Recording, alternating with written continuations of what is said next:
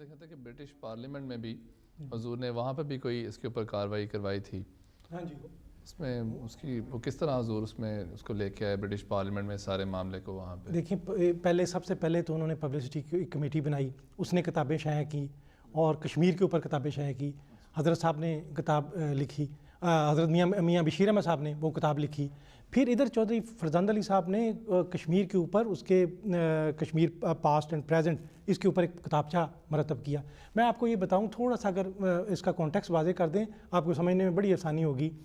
اس وقت round table conference جو تھی وہ ادھر ہو رہی تھی انگلستان میں, اور راؤنڈ ٹیبل کانفرنس کے موقع پہ اس میں یہ تھا کہ 1931 میں گاندھی کے ساتھ جو ہے 5 مارچ 1931 کو گاندھی کے ساتھ لارڈ ارون اور اس کا معاہدہ ہوا ہے, اور وہ بھی پھر کانگریس بھی اس میں راؤنڈ ٹیبل کانفرنس میں آ گئی ہے. اس پہ لندن ایک ہب بنا ہوا تھا ہندوستانی لیڈروں کا, لہٰذا اس وقت یہاں ان کو بتانا اور ان کو یہاں علامہ پہلی جو راؤنڈ ٹیبل کانفرنس ہے اس وقت علامہ اقبال کے ساتھ آئے ہوئے تھے مولانا غلام رسول مہر, وہ یہاں سے رپورٹنگ کر کے بھیج رہے تھے.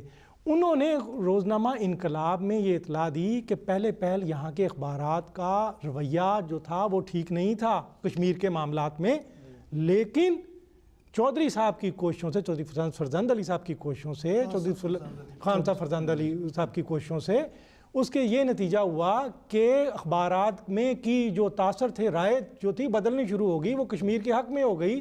اور یہاں جو وزیر ہند تھے ان چودھری صاحب ظفر اللہ خان صاحب انہیں ملے ہیں, انہوں نے جا کے ان کو اطلاع کنونس کیا ہے کہ اب ہندوستان کی حکومت اس میں مداخلت کرے. میں آپ کو یہ بتاؤں کہ مہاراجہ کشمیر بھی ادھر آئے ہوئے تھے اور انہوں نے کانگریس کے حق میں تقریر کی تھی, اور کانگریس انٹرسٹڈ تھی کہ ان کو پروٹیکٹ کیا جائے. ان کے لیے انہوں نے پروپیگنڈا کے لیے بندے بھی مقرر کیے تھے, بلکہ حضرت صاحب نے یہاں تک کہا کہ وہاں انہوں نے مہاراجہ کشمیر نے دیوان چمن لال سے رابطہ کیا. چمن لال نے یہاں کسی خاتون سے کہ 50 پاؤنڈ دوں گا یہاں لکھنے مضمون اس کی حمایت میں, وہ تار حضرت صاحب کے ہاتھ میں لگ گیا. آپ نے ادھر پہنچایا اور اس خاتون کو متنبہ کیا کہ تنبیہ کی کہ بھئی اس طرح کام نہیں کرنا, یہ صحافیوں کے اخلاق نہیں ہے.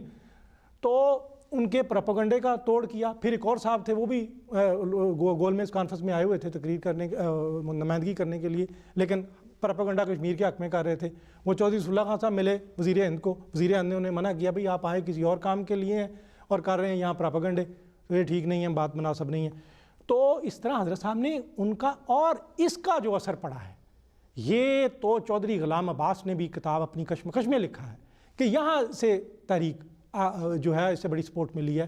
یہ تو مولانا غلام رسول مہر نے تسلیم کیا ہے, یہ تو عبد المجید سالک نے محسوس کیا ہے, یہ تو بعد میں کشمیر کی تاریخ جب لکھی گئی اس میں یہ کہا کہ یہاں سے انگلستان سے جو کوشش ہوئی ہے اس نے ایک بہت بڑا بنیادی رول پلے کیا ہے.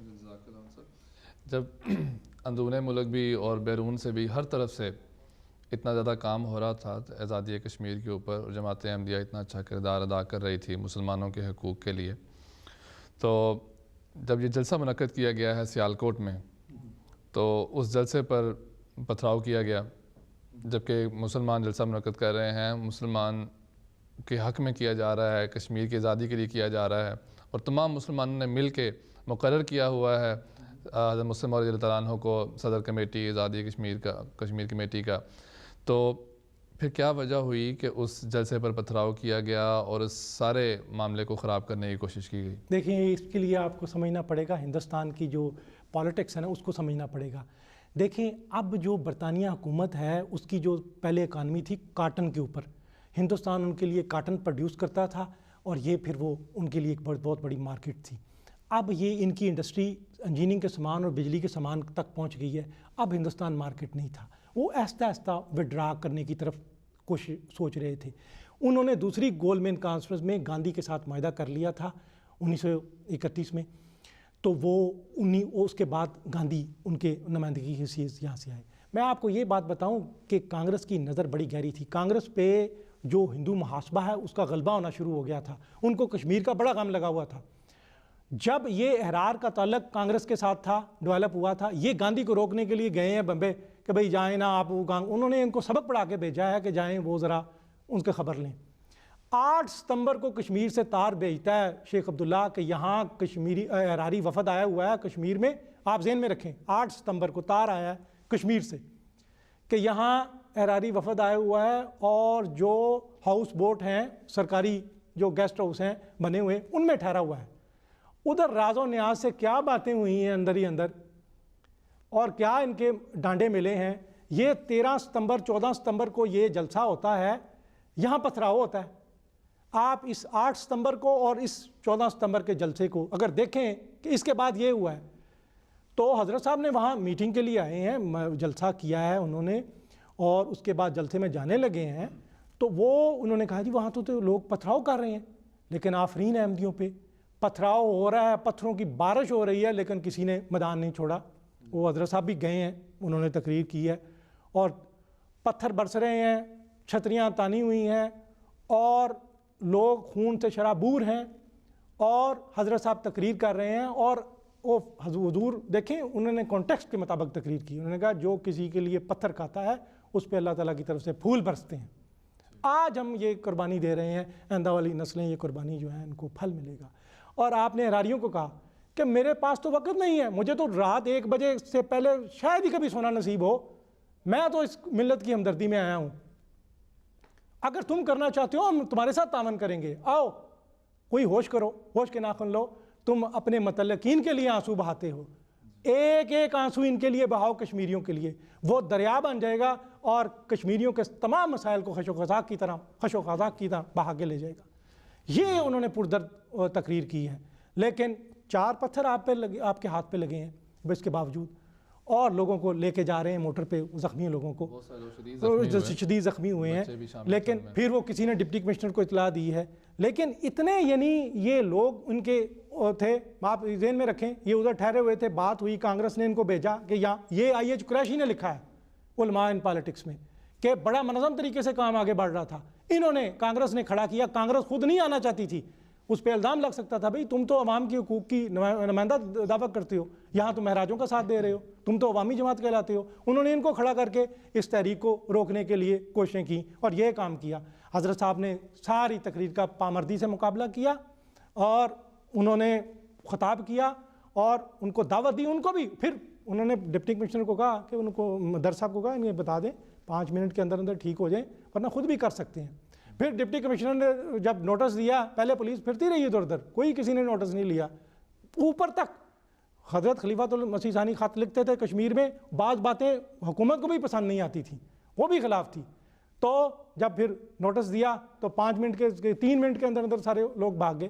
تو لیکن یہ ہے کہ غم ملت میں نام تو ہم نے بڑے بڑے رکھائے تھے, لیکن اب یہ ہوا بہت آرزو تھی گلی کی تری تو یہاں سے لہو میں نہا کر چلے. حضرت مسلم رضی اللہ عنہ کی زندگی کا ایک اور رخ ہے اس جلسے میں جو نظر آتا ہے. حضور کو یہ بتایا گیا کہ وہاں بڑی سخت مخالفت ہے اور لوگ تو فساد پر آمادہ ہیں, حضور وہاں تشریف نہ لے جائیں. لیکن حضور نے فرمایا ہم اعلان کر چکے ہیں, ہمارا پروگرام ہے, میں ضرور وہاں پہ جاؤں گا. تو باوجود اس کے کہ حضور کو پتہ تھا کہ وہاں مخالفت ہوگی, آپ وہاں پہ تشریف لے گئے. پھر اس میں یہ بھی ہے کہ یہ جلسہ جماعت احمدیہ کا جلسہ نہیں تھا کہ اس کی مخالفت اس طرح سے کی جاتی. یہ کوئی مذہبی جلسہ بھی نہیں تھا, یہ جماعت احمدیہ کا جلسہ نہیں تھا, یہ آل انڈیا کشمیر کمیٹی کی طرف سے جلسے کا انتظام کیا گیا تھا جو سب مسلمانوں کے لیے کی بہتری کے لیے تھا. لیکن اس میں بھی کسی کا اس طرح سے فساد پیدا کرنا, اس کو رخنہ اندازی کرنا, اس جلسے کو روکنا, اس سے یہ پتہ چلتا ہے کہ یہ مسلمان کاز والے نہیں بلکہ وہ لوگ تھے جو مسلمان کاز کے خلاف کام کرنا چاہتے تھے. کشمیر میں ہی ایک موقع پہ بعض لوگوں نے یہ کوشش کی کہ مولانا ابوالکلام آزاد کو وہاں بلا کے ان کی تقریریں وغیرہ کروائی جائیں. شیخ عبداللہ جو اس وقت حضرت مسلم رضی اللہ عنہ کی زیر نگرانی زیر ہدایت کام کر رہے تھے, انہوں نے یہ محسوس کیا کہ یہ نیشنل مسلم کسی کو بلا کے یہاں پہ تو اس تحریک کا ہماری جو مسلم کانفرنس ہے اس کا اثر ختم کرنا چاہتے ہیں.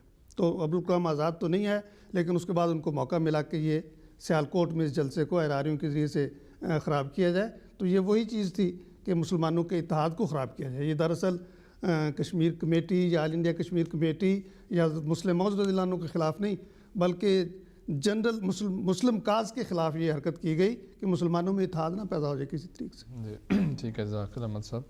ملت احمد کے ہم دردوں میں غم خاروں میں ہوں, بے وفاؤں میں نہیں ہوں میں وفاداروں میں ہوں. جی گزارش کروں گا. حضرت صاحب نے یہ فرمایا ہے, یہ بات انہوں نے پہلے بھی کہی ہے کہ دیکھیں بات ہے انسانی ہمدردی کی.